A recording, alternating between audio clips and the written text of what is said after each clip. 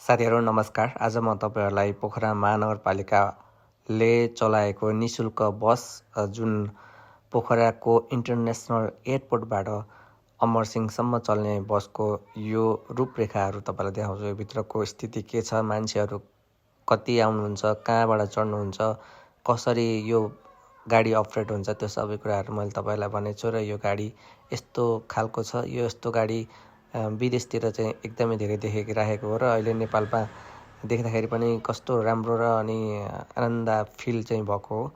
र यो चाहिँ पोखरा महानगरपालिकाले अस्ति नयाँ वर्षको शुभ अवसरमा पारेर यो लन्च गरेको छ। यो ठ्याक्क इन्टरनेसनल एयरपोर्ट पोखरा इन्टरनेसनल एयरपोर्टबाट जो यात्रु हुनुहुन्छ उहाँलाई बोकेर अमरसिंहसम्म लैजाने काम गर्छ यो बसले। र बसमा सबै कुराहरूको व्यवस्था छ र तपाईले देख्न सक्नुहुन्छ। यसमा डिस्प्लेहरू पनि छ, चार्जिङ पोर्टहरू छ र सबै कुराहरू, सिटहरू पनि राम्रो छ, सरसफाइ पनि एकदमै धेरै राम्रो देखिरहेछ। गाडी हेर्दाखेरि नै राम्रो देखिरहेछ।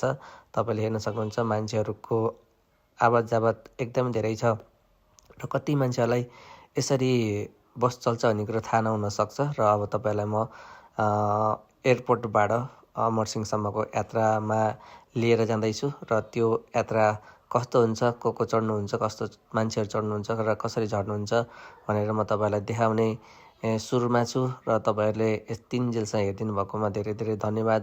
र तपाईहरुलाई म के भन्न चाहन्छु भने तपाई एयरपोर्टभित्र हुनुहुन्छ र तपाईलाई ट्याक्सीको भन्दा नि बसले अलिकति सहुलियत रूपमा र निशुल्क, अहिले त निशुल्कै चलिरहेछ र त्यसरी बस चल्छ भन्ने कुरा थाहा नहुन सक्छ। त्यो भएको कारणले गर्दाखेरि यो बस निशुल्क हो र तपाईले चढेर औद्योगिक क्षेत्र झर्न सक्नुहुन्छ, शिवचोक झर्नुहुन्छ, अनि त्यसपछि अमरसिंह पनि झर्न सक्नुहुन्छ। र अमरसिंहमा तपाईहरु जुन एयरपोर्ट आउनको लागि तपाईले बस कुरेर बसिराख्नु भएको छ भने तपाईहरु फेरि त्यही बस चढेर एयरपोर्ट आउन सक्नुहुन्छ। एकदमै राम्रो सुविधा दिएको छ यो बसले गर्दाखेरि। धेरै मान्छेहरूलाई सजिलो भएको छ भनेर भन्नुभएको छ उहाँ महानुभावहरूले। तपाईहरु पनि एकचोटि चढ्नु होला एयरपोर्टभित्र जाने बेला र ट्याक्सीको त्यो फजुल खर्चहरूलाई पनि जोगाउन तपाईलाई एकदमै सहयोग गर्छ जस्तो मलाई लाग्छ यो बसले। र यो बस हेर्दाखेरि र चढ्दाखेरि यस्तो आनन्द फिल हुन्छ कि कहीँ हल्लिने यताउता केही हुँदैन। र बस इभी भएको कारणले गर्दाखेरि तपाईहरुलाई यसको हल्लिने, यता आवाज आउने त्यस्तो खालको प्रब्लम केही पनि सुनिँदैन र सिधै विदेशको भाइब चाहिँ आउँछ साथीहरु।